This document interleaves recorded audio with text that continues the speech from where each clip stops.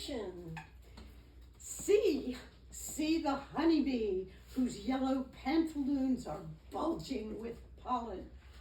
While many flying and crawling creatures are out collecting pollen and nectars to feed their babies, they move from plant to plant, carrying the sticky, dusty harvest with them and into the next flowers they visit. This is called pollination. Without this, an apple blossom could not become an apple. A squash blossom could not become a pumpkin. Life would be meager. If you look closely, you will see that some of these pollinators have specialized hair and structures, sort of like baskets on their legs. You could think of pollinators as wings for plants.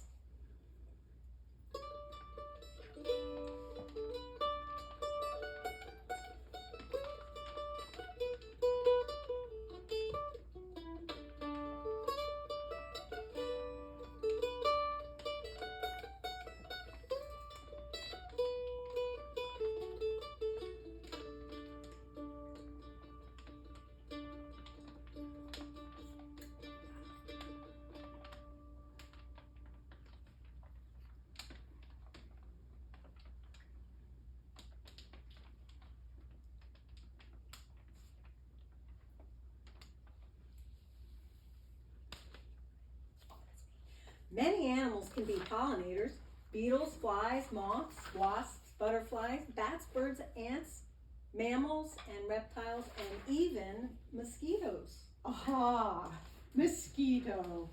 In New Hampshire, all 50 kinds of you pollinate wildflowers like orchids, especially in wet areas, and your larvae act as a filter to clean water. Who knew? Clusters of pollen cling to your eyes when you feed on nectar, then get deposited on another flower. You also provide food for birds and bats. Females only seek blood when they're developing eggs, and just think, when they're drinking nectar, they're not biting you.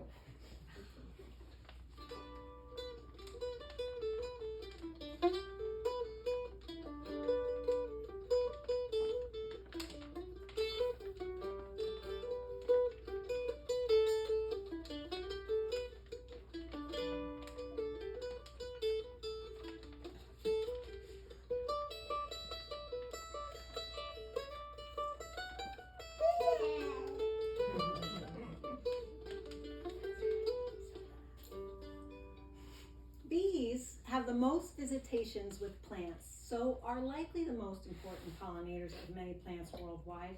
20,000 species of bees worldwide, 4,000 native bees in North America.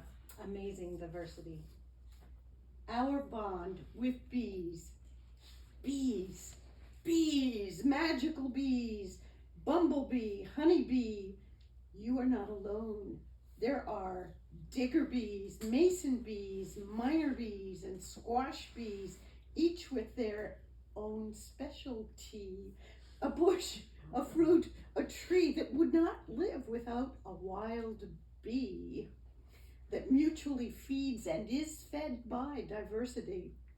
So many live beneath the ground. We need a cranky imagination to see.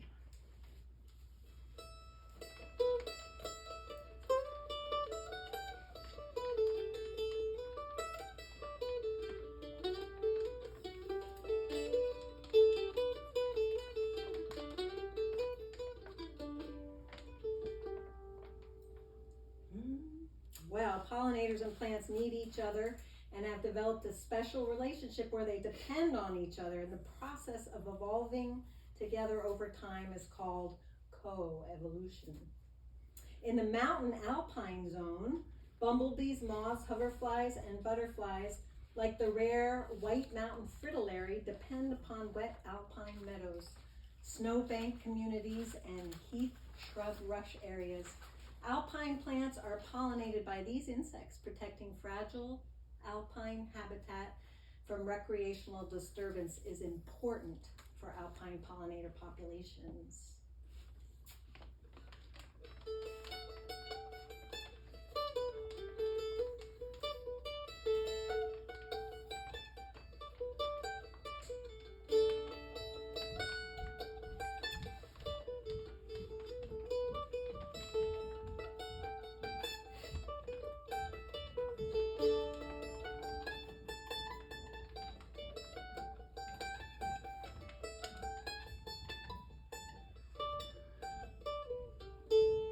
And the hardwood forests and woodlands, they're home to important pollinators. Spring ephemerals like trout lily, red trillium, and other wildflowers provide the much needed first nectar and pollen of the season for the overwintering pollinators, including bumblebee queens, mining bees, sweat bees, early butterflies, beetles, flies, and gnats. Avoiding soil and leaf litter disturbance helps to protect overwintering nesting habitat for these pollinators. Early season skippers patrol blossoms, gather nectar for energy, and spread their affectionate yellow fuzz.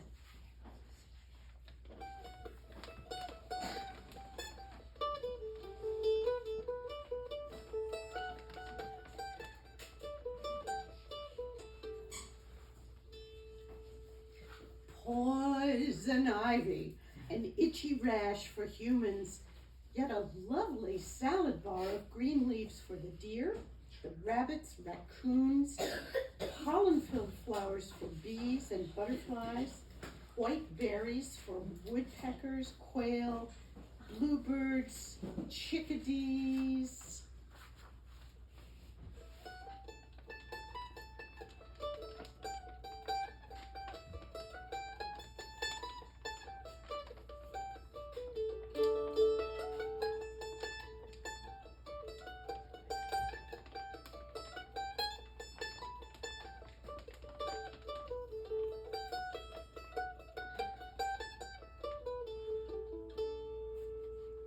Into the wetlands we go, including bogs and marshes and swamps, home to common and rare pollinators. Some pollinators are generalists, visiting a variety of flowers, and others are specialists, like the Clark's miner bee that feeds almost exclusively on willow trees, or certain caterpillars that have a preferred plant or plants for each stage of their growth. No willow trees, no miner bees. Protecting wetland habitats and riparian zones from development is essential to protecting specialist pollinator species.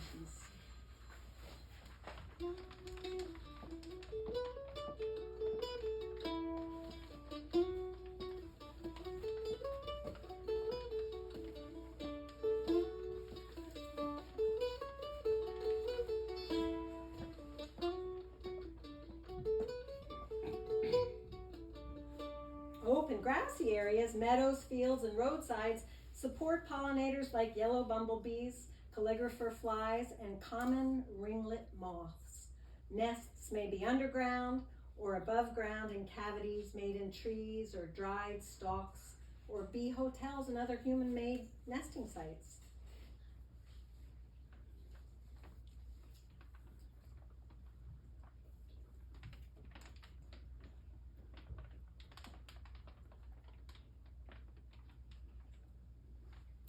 The bumblebee dances its buzzy pollination, grabs the anthers of my flowers and shakes them with her mandibles. In sonic movement, she shakes pollen over her body and mind in our mutual waltz of spring. This dance is meant just for me. She has a different dance for blueberries, cranberries, peppers, and tomatoes. Gracefully and efficiently, she moves in a way honeybees cannot. It is her specialty.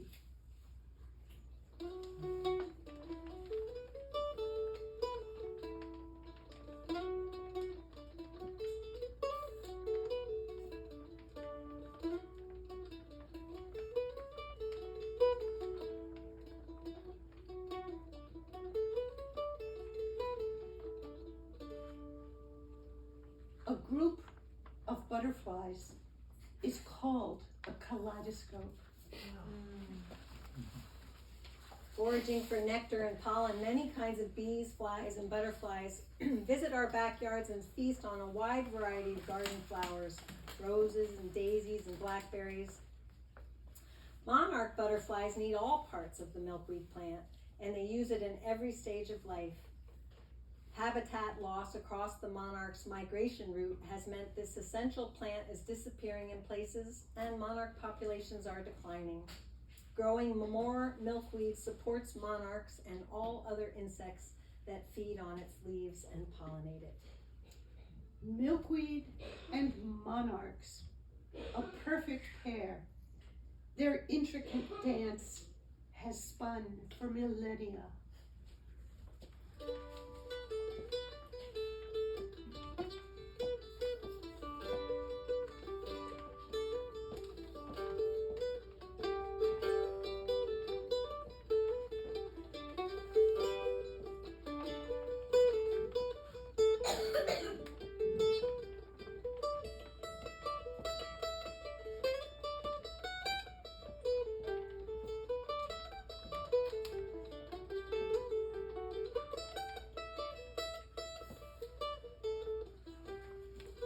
Pollinators are responsible for a third of the food production on Earth, stabilize ecosystems, and are essential for agriculture.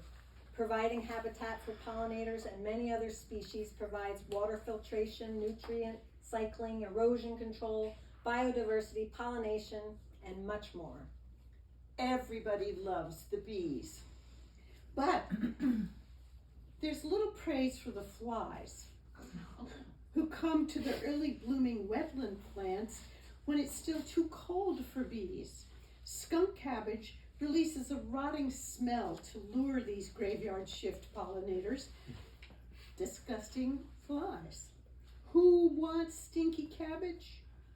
But get rid of the flies, and we lose mangoes, cacao, carrots, and onions, delights and staples of kitchens around the world.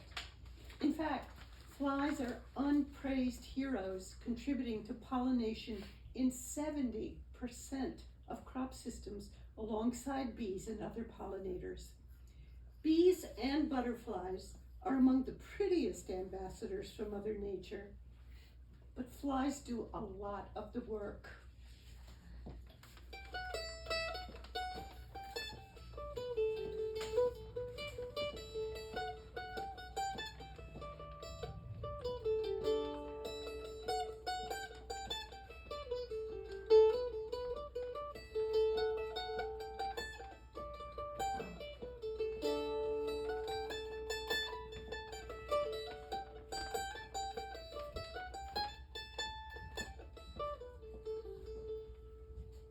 A group of moths is called an eclipse. Things we can do and not do to help. The good news is small actions have big benefits. Since pollinators, especially native bees, have a small range, any habitat you create, small or large, improves connectivity between the 5 types of habitats, with more resting places, more nourishment along the way. Microhabitats also support pollinators who need food, shelter, and water as they migrate long distances, like the monarch butterfly, up to 3,000 miles. In your own backyard, create quality nesting and overwintering habitat for pollinators by leaving dead or downed wood. Brush piles, rock piles, shrubs, and grasses for shelter. Leave bare patches of ground too.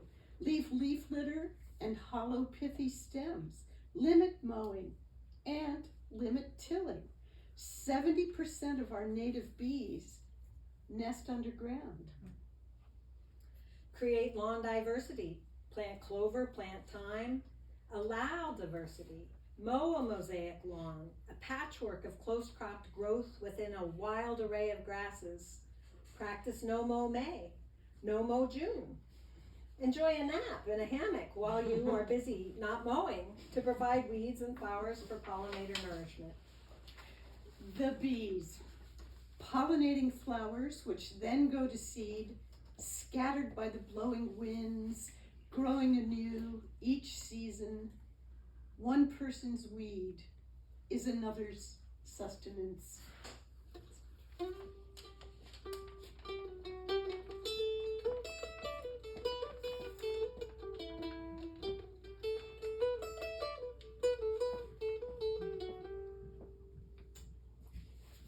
Other ways to make up for habitat loss. Well, there's balcony gardens, water put out for insects during drought, native plant pollinator gardens, and meadow plantings all increase food sources, nesting and overwintering areas, pathways for migratory species, and the diversity of wildlife.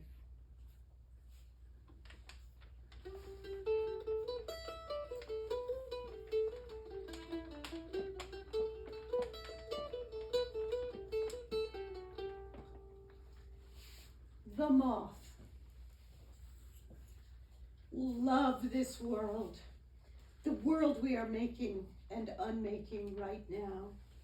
Love its dust, its duff, its waves of pollen, its midges, its millions rotting in dead leaves. Love the moth, a fleeting wing, fragile dust and faint light, and yet the moth's brief life is life enough to search, to feed or not, to breed and with luck, remoth the world, re-sphinxing, re-tigering, re-silking, eclipsing each night at dusk. For life is all, and life enough and full.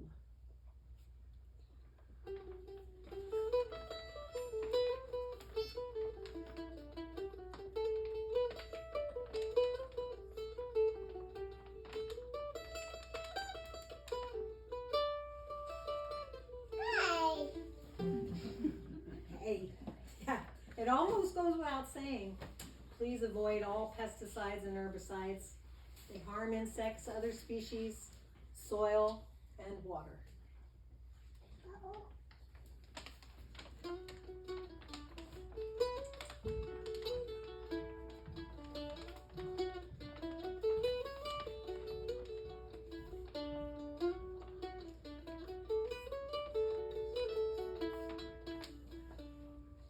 Instead, build a bee hotel. Each plant, each flower, each tendril, food for the bees, sweet nectar for the monarch butterflies. And so life can go on as it has for eons. And so life can go on as it has for eons.